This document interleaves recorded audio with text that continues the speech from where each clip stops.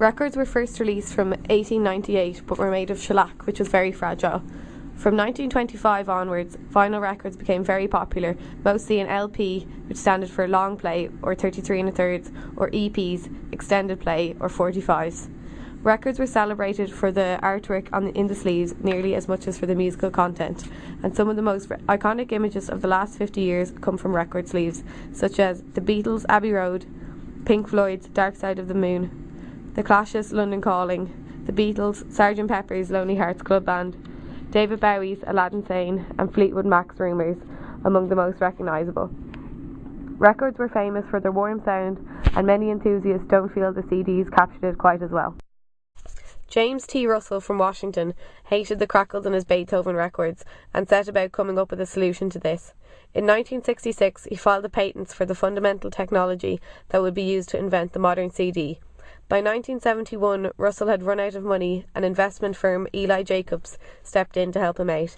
By 1985, Eli Jacobs was completely bankrupt and sold Russell's patents for just $1 million. Sony and Philips stepped in where Russell left off and launched the CD in 1981. Russell received little to no contribution for his invention. He says, but a little credit would have been nice, and maybe a little money.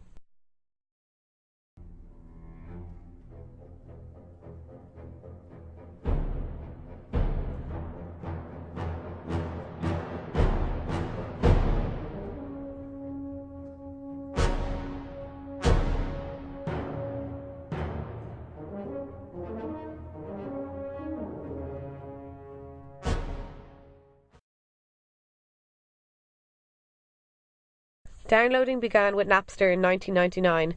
Napster was the first peer-to-peer downloading site where users could share music for free. By December 1999, the service had over 150,000 users and was growing rapidly. By July 2000, they had almost 20 million users. Napster was sued by the RIAA and ran into various other legal and financial difficulties. Napster declared bankruptcy on the 14th of May 2002. Napster went away, but file sharing did not.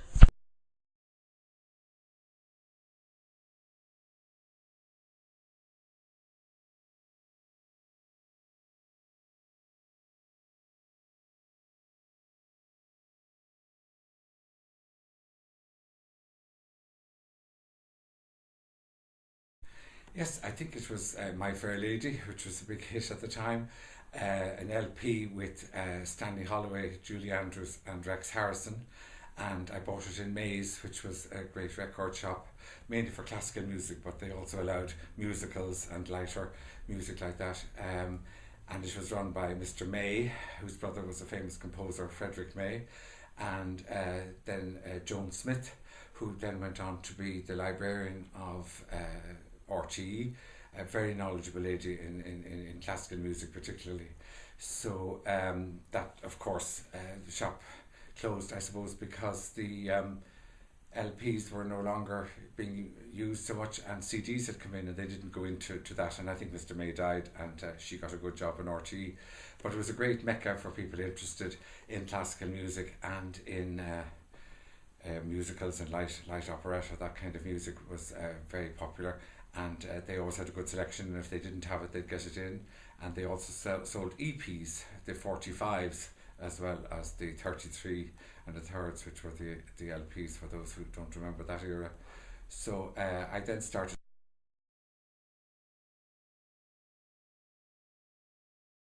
McCullough Piggott's was another very good record shop, and eventually HMV came, and then Tower Records came. But there was something about Maze, they always had a very interesting collection. In fact, the people who ran Maze now run a shop called Opus 2, which is in Georgia Street. And then of course there was the famous Waltons, which was more for Irish music, but they always had a great collection. And if you must sing a song, simply do sing an Irish song, and whatever, this radio programme that was on with Leo Maguire. So that was a great institution as well, in North Frederick Street. But Maze was the shop that people always went to first if you were looking for classical records. I think you would say.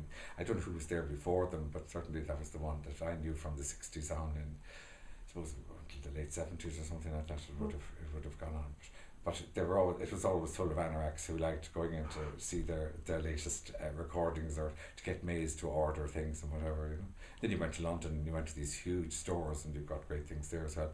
But it was nice to be able to support a local shop, and I'm sure there were some others. There was, I remember one in Camden Street and just up at South Richmond Hill, and that was a famous shop for both second hand, and usually you had to be careful that they weren't scratched, but you could get very good records at good prices, and he had a very good collection of pop and jazz as well too, and he was very enthusiastic. I think the kind of people who go into this business usually are very driven and very specialised and are very acquainted with the whole world of recorded music in whatever field, you know.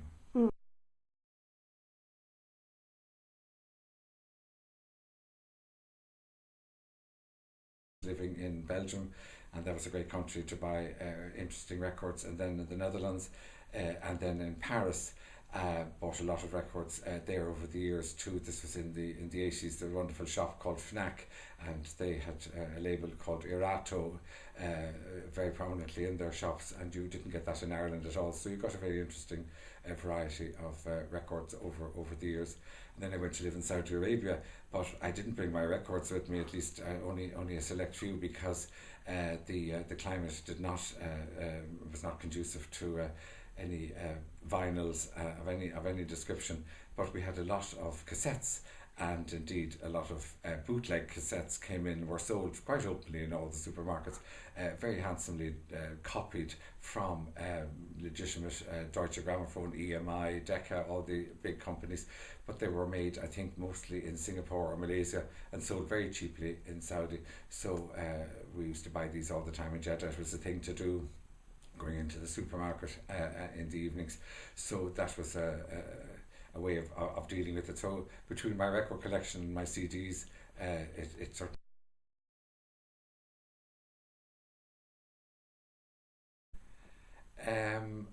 well, we had a thing called the black box, which was a gramophone, and we had that at home, and it wasn't stereo, but there were two speakers, as far as I remember, within this one black box. So we always had a record player at home, and in fact my father had a very good collection of 78s, and they of course were breakable. They were made of shellac, I think it was called, and unfortunately they could break quite easily, so you had to be very careful with them. But he had all the Beethoven symphonies and Beethoven sonatas, and these would have been probably made in the 1930s and 40s, and then I think in the late 40s the LP started to come in. But he certainly built up a collection. In fact, was a member of a thing called the Dublin Gramophone Circle, and they used to go to each other's houses and listen to records, favourite records, you know, a bit like Desert Island Discs. You'd come along with your half a dozen favourite records and maybe play extracts. They were usually classical interest, so they would use those evenings for their musical education and musical interest. So it was always, as I say, on record players.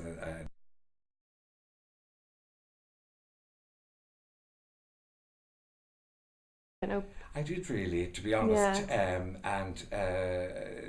I suppose I think you just took it more seriously, because you had to put the record on in a way that the CD, you know, went on for much longer. So you were kind of more involved with the process.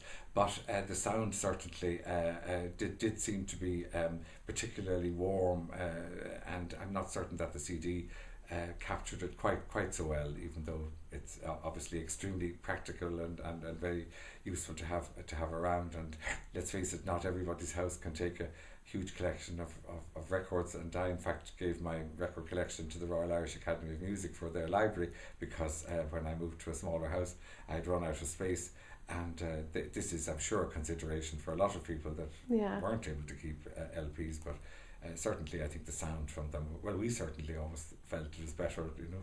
It was one of those things that seemed to have reached a certain peak.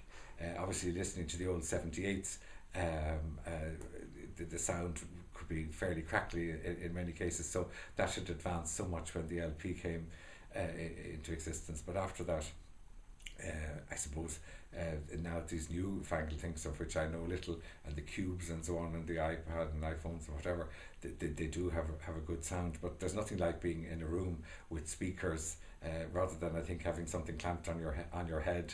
I think there's a lot to be said for that sort of sense around. A bit like going to a concert, and quite frankly, I think there's nothing better than going to a live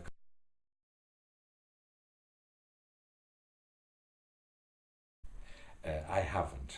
I suppose because I go to a lot of concerts and I have a lot of CDs, many of which I bought and never listened to yet. Yeah. So I just haven't. I haven't. I'm not so into the internet. But no, I do sometimes, especially if I'm going to a performance, and sometimes for since I played the piano, I was asked to accompany the Austrian ambassador recently, and he wanted to sing songs by Fauré, a great 19th century French composer, and I didn't know these, but I was able to download them from the computer all right, and that I can do. Yeah. But beyond that, it's a very useful tool, certainly, and there's a great deal of music and a lot of old performances. There's famous recordings of the Rosenkavalier with Elizabeth Schwarzkopf, and they have both extracts and very lengthy extracts indeed of that great opera, and recordings which were then filmed, and so we still have those, and they go back to the 1950s, and people used to go up to Terranure. There was the classic cinema up there, and they would show the operas. Now, of course, they're showing them, streaming them live from New York, so that's another great facility from the Metropolitan Opera, and many of the cinemas in Dublin are doing that when they're available. But certainly the internet is a terrific facility for people interested in music. But I don't know what the sound is like, because I'm